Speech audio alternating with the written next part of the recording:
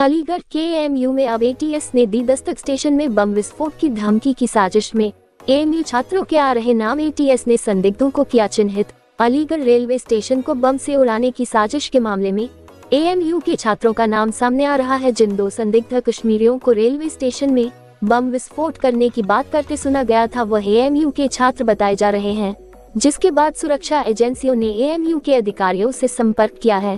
Police की ओर से AMU इंतजामिया को दो संदिग्धों के फोटो उपलब्ध कराए गए हैं, जिससे कि इनकी पहचान की जा सके। वहीं सुरक्षा एजेंसियों से बातचीत होने के बाद एएमयू प्रशासन भी इस सारे मामले की जांच में जुट गया है। 8 नवंबर को मिली थी सूचना। अलीगढ़ रेलवे स्टेशन में बम ब्लास्ट करने की सूचना अधिकारियों को 8 नवंबर को मिली थी। एक ही रिक्शा चालक ने भमोला चौकी इंचार्ज को बताया था कि उसने दो कश्मीरियों को स्टेशन में बम ब्लास्ट की बात करते हुए सुना था, जिसके बाद पुलिस तत्काल अलर्ट हो गई थी। चौकी इंचार्ज ने उच्च अधिकारियों और रेलवे सुरक्षा कर्मियों को सारे मामले की जानकारी दी थी। इसके बाद तत्काल स्टेशन पर चौकसी बढ़ा दी गई थी और चप्पे चप्पे की निगरानी की जा रही है। वहीं मामला बड़ा होने के कारण एटीएस भी लोकल सुरक्षा कर्मियों के साथ मिलकर मामले की जांच में जुट गई थी। अब संदिग्धों को चिन्हित किया गया है। ये रिक्शा चालक ने की है पहचान। बम विस्फोट की बात करने वाले आरोपी 7 नवंबर को ट्रेन से अलीगढ़ पहुंचे थे। इसके बाद वही रिक्शा लेकर मेडिकल कॉलेज की ओर गए थे, वहीं उतर गए थे। इसी दौरान दोनों आरोपी संदिग्ध बातें कर रहे थे, जिसे ही रिक्शा चालक ने सुन लिया था। उसने ये सारी बातें पुलिस को बताई थी, जिसके बाद पुलिस और सुरक्षा एजेंसियां लगातार सीसीटीवी कैमरे खंगाल रही थी। सीसीटीवी में दो संदिग्ध कश्मीरियों के नजर आने पर इनके फोटो ही रिक्शा चालक को दिखाई गए, जिसके बाद उसने दोनों को पहचान लिया है। यह एएमयू के छात्र बताए जा रहे हैं। आरोपियों ने किया था ऑनलाइन पेमेंट। दोनों आरोपियों ने रेलवे स्टेशन से निकलने के बाद मेडिकल कॉलेज के पास एक दुकान पर कुछ सामान खरीदा था। इसके बाद उन्होंने दुकान पर ऑनलाइन पेमेंट भी किया था। पुलिस ने उस दिन के रिकॉर्ड ही चेक किए हैं, जिससे आरोपियों के बैंक अकाउंट की जानकारी भी पुलिस पता कर रही है। इससे दोनों आरोपियों की सारी जानकारी आसानी से साफ हो जाएगी। हालांकि पुलिस और सुरक्षा एजेंसियां संदिग्ध आरोपियों की तस्वीरों के आधार पर उनकी खोजबीन करने में जुटी है। इसमें एजेंसियों ने एएमयू प्रशासन की मदद भी ली है, जिससे कि दोनों संदिग्धों को जल्द पकड़ा जा सके। एएमयू से कश्मीरी छात्रों की जानकारी भी मांगी गई है। एएमयू खंगाल रहा है अपना रिकॉर्ड। एएमयू की प्रो वसीम अली ने बताया कि पुलिस की ओर से उन्हें दो संदिग्धों की फोटो उपलब्ध कराई गई है। इन्हें रिक्शा चालक ने मेडिकल कॉलेज रोड पर छोड़ा था। उन्होंने बताया कि यूनिवर्सिटी में लगभग 35,000 छात्र पढ़ाई कर रहे हैं।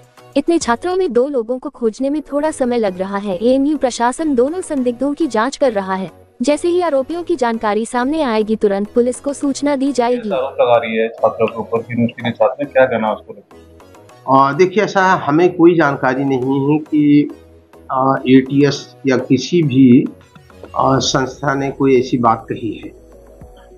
और जहाँ तक के इस संबंध में हमारी जानकारी है वो ये है कि मेरे पास शायद 8 तारीख को या कोई ऐसी डेट होगी, उस दिन हमारे पास जीआरपी से फ़ोन आया था और उन्होंने कहा कि ये 2 फोटोज़ हैं जो हम आपको भेज रहे हैं और इनके बुनियाद पे आप पता लगाने की कोशिश करिए कि क्या इनका संबंध एएमयू से तो नहीं है। मैंने अपने जो रिसोर्सेज थे उन फोटो के आधार पर पता लगाने की कोशिश किया और अभी तक भी हम भी देख रहे हैं, लेकिन अब तक के हमें कहीं से ये जानकारी नहीं प्राप्त हुई है कि इन जो फोटोज़ हमारे पास भेजा था उनका कोई कनेक्शन एएमयू से है। लिहाजा हम ये भी नहीं कह सकते हैं कि नहीं है। उसकी वजह यह है कि सिर्फ चेहरे को देख करके ये पहचानना बड़ा मुश्किल काम है और जहाँ पर 30,000 35,000 लड़के यूनिवर्सिटी के अंदर रह रहे हों, पढ़ रहे हों, तो अब जाहिर सी बात है कि ये कहना कि इनका कोई संबंध एएमयू से है, मैं नहीं समझता हूँ कि ये उचित होगा और ये भी ठीक नहीं होगा कि उनका नहीं है। उसकी वजह है कि जब तक के किसी की आइडेंटिटी डिस्क्लोज नहीं होती है, सही पता नहीं चलता है, तब तक के इसके ऊपर कोई भी टिप्पणी करना मैं समझता हूँ मुनासिब नहीं होगा। लिहाजा अभी तक के जो हमारे पास जानकारी है उसके हिसाब से इनका एएमयू से कोई संबंध नहीं है। लेकिन अभी जाहिर सी बात है, जिन लोगों के पास कंप्लेंट है, जिस एजेंसी या संस्था के पास उनके बारे में कंप्लेंट है, वो अपने हिसाब से चीज़ों की जानकारी ले रहे होंगे और जो जानकारी निकल करके आएगी उसके आधार पे फिर आगे कोई बयान या कोई बात दी जा सकती है।